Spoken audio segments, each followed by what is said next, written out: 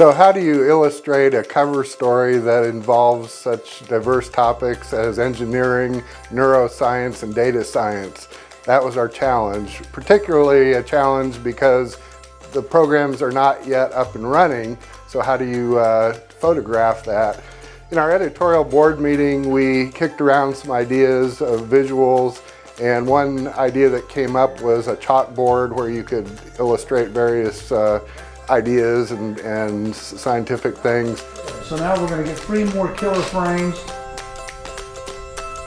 Fortunately, we have our Buchanan Center for the Arts in downtown Monmouth. It's in a building with very high ceilings, and the second floor wasn't being used.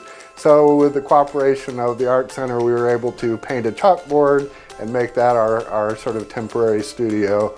So we brought in a very talented student who just graduated in December, Natalie Curtis, who is not only a math major, but she's also a very talented artist. Let's see what those look like. The finished cover, we think, is interesting and dynamic, and we're just real happy with how several creative minds and students came together to collaborate on this project.